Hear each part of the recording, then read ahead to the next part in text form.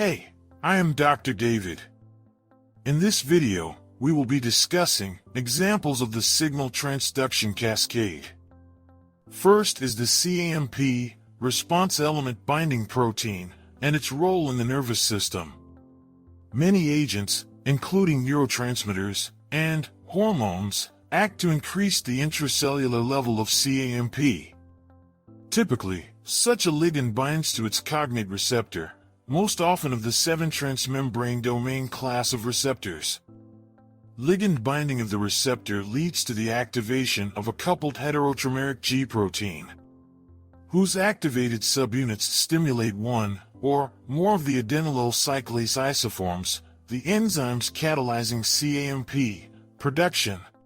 The cMP-dependent protein kinase contains 2 regulatory subunits with binding sites for cAMP and 2 catalytic subunits. The tetrameric protein is enzymatically inactive because the regulatory subunits block the catalytic sites on the catalytic subunits. Binding of cAMP, which occurs cooperatively, causes dissociation of the catalytic subunits, which activates the protein kinase. When the cMP-dependent protein kinases are activated by cAMP, they translocate to the nucleus, where they phosphorylate and activate cAMP, response element binding protein. This stimulates transcription of genes controlled by the DNA regulatory element, the cis regulatory element, which is regulated by cMP response element binding protein. Moving to next step. cMP, response element binding protein, seems to stimulate the activity of a target gene through its intrinsic histone acetyltransferase activity. The histone acetyltransferase activity is responsible for the acetylation of lysine residues in the N-termini of histones. 8 histone proteins can come together to make up something called a nucleosome, making the DNA template more accessible to the transcriptional machinery. Now, moving into detail of regulatory transcription factors. General transcription factors are needed to bind RNA polymerase to DNA at any type of promoter region. Some promoters have short upstream sequences that bind upstream factors that increase the efficiency of transcription initiation. Inducible, or regulatory transcription factors have a regulatory role and are produced at specific times in each cell type. Regulatory transcription factors can either activate or repress transcription.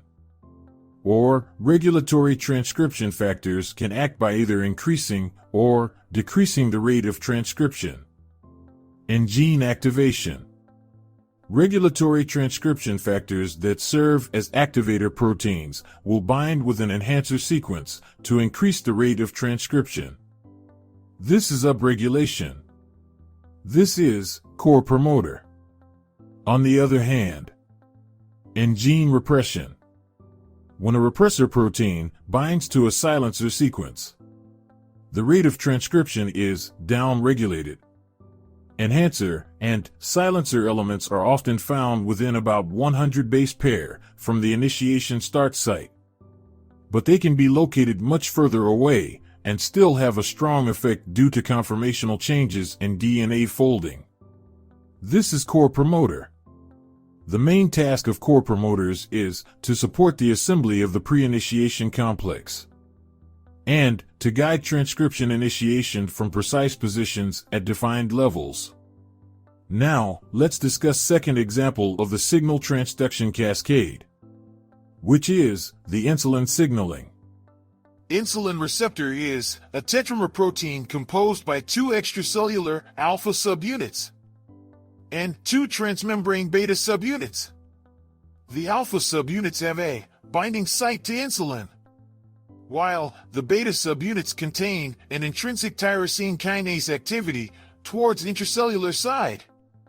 Insulin binding to the alpha subunit leads to a conformational change and activation of the beta subunit, resulting in tyrosyl autophosphorylation of the insulin receptor.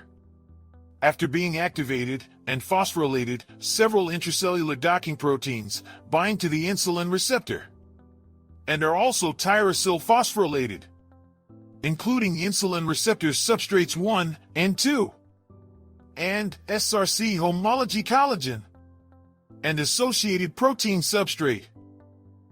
Insulin receptor substrate proteins are the major and better characterized proteins involved in insulin signaling. These proteins activate several signaling pathways involved in the regulation of important cellular events, such as glucose uptake and metabolism, protein synthesis, gene expression, cell survival, growth, development, and differentiation. Insulin receptor substrate proteins are phosphorylated on various tyrosine residues of the C-terminal region, generating specific sites for binding of proteins containing SRC homology 2 domains, including phosphatidylinositol 3 kinase and growth receptor binding 2. Phosphoinositide 3 kinase is composed by a catalytic subunit, P110, and a regulatory subunit, P85. This kinase is an important signaling molecule mediating metabolic effects of the insulin.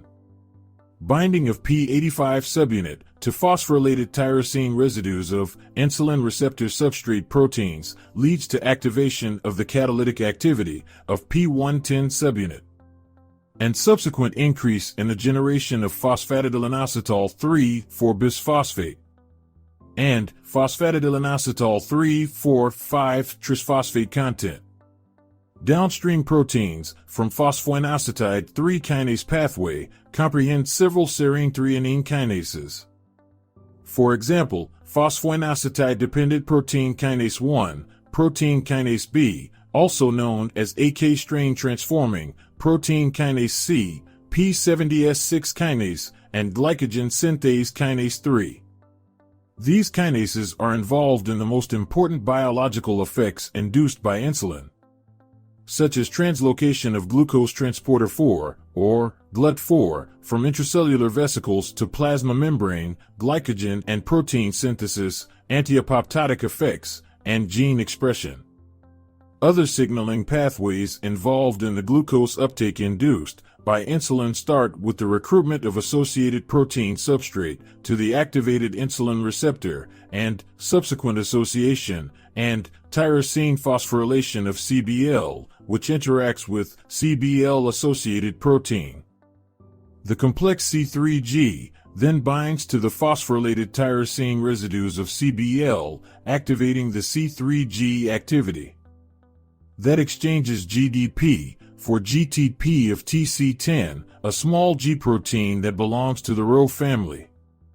After being activated, TC10 participates in the GLUT4 translocation. Mitogen-activated protein kinase cascade starts with formation of the growth receptor 2 and son of 7-less complex in the plasma membrane. This complex leads to the activation of CRAS and RAF, starting the MAPK cascade. MAPK pathway is involved in the differentiation, cell growth, and development induced by insulin as well as some metabolic effects, as glycogen synthesis using enzymes protein 90 ribosomal S6 kinase and phosphoprotein phosphatase 1 that activates glycogen synthase and glycogen synthesis occurs. On the other hand, glycogen synthase kinase 3 inactivates glycogen synthase. SHP2 is involved in GLUT1 expression and insulin signaling feedback, so this was all. Thank you for learning. Join us again. Watch our medical videos anytime and anywhere. Download sqadia.com app now.